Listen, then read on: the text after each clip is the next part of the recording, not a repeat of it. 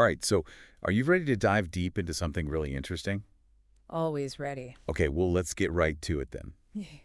Today's deep dive is going to take us right into the world of pro wrestling. Oh, yeah? More specifically, the Royal Rumble 2025. Okay. And honestly, I'm a little surprised by this one. The internet is already buzzing about this thing. Really? Yeah, and the event's That's still like, what, 10 months away, something like that? no, that's crazy. Yeah, it is crazy. The sheer volume of search terms is wild. It seems like everybody's already trying to figure out who's going to be in the ring. I can imagine. So our mission, if you choose to accept it, is to decode this buzz. Sounds like a plan. What can we actually learn about the event itself and like what fans are expecting just from these search terms? Good question. Right?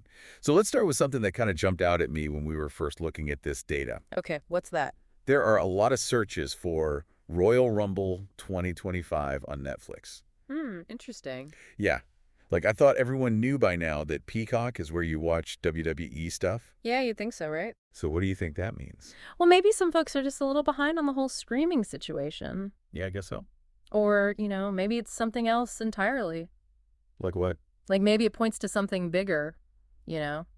Like a desire for the event to be more widely accessible. Oh, you mean like Netflix has way more subscribers than Peacock, Exactly. right? So maybe fans are kind of hoping for a situation where anyone can watch it without needing a specific streaming service. That's a good point. Yeah. And it kind of makes you think about how much the whole media landscape is changing right now. You're sure? Like we're all cutting cords and figuring out what to subscribe to and what not to. Yeah, exactly. But speaking of things that fans are searching for, there's another big one. What's that? Date and time info. Makes sense. I mean, there are tons of variations on this.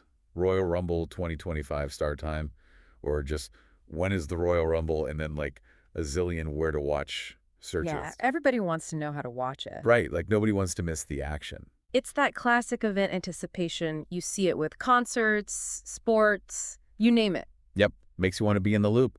Right. It's about being part of the experience with everyone else. Exactly. Okay, so then there's this whole other category of searches that I find super intriguing. Huh, what is it? People are obsessed with the match card. Ah, yes, the match cards. So for those who might not be familiar with wrestling lingo, can you explain what that is exactly? Sure. The match card is basically the lineup of matches for the entire event. So it's like who's fighting who? Yep, and the order they're going in. Oh, I see.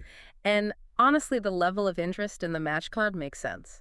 So, Well, because that's where all the storylines we've been following for months could potentially come together. ooh, that's a good point. Yeah, So it's like trying to predict which rivalries will boil over at the Rumble. exactly. Fans are looking for any tiny clue that might hint at dream matchups or like surprise returns. Yeah, it's like a giant puzzle just waiting to be solved. And that's exactly why WWE storylines are so compelling. You're right. They keep people guessing and invested for months and months. It's all about those long-term narratives. Which actually brings us to another interesting search term. Oh, there's more. Yeah, we're seeing WrestleMania 2025 pop up alongside all these Royal Rumble searches. Interesting. So fans are already thinking even further ahead.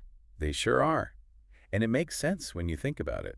How so? Well, because the Royal Rumble often sets the stage for WrestleMania. Right. It's like the kickoff point for those bigger WrestleMania storylines. Exactly. Like you might get a surprise winner at the Rumble, and that totally shakes things up for WrestleMania. Exactly. Or a huge betrayal happens and suddenly there's a whole new rivalry to watch. So the Royal Rumble is kind of like the first domino to fall. Yeah, and WrestleMania is like the grand finale. I love that analogy. It's so true. And it just shows you how much fans are invested in this whole world. Absolutely. It's not just about watching matches. It's about being part of this ongoing story. Yeah, you're right. It's about the community, the speculation, the anticipation.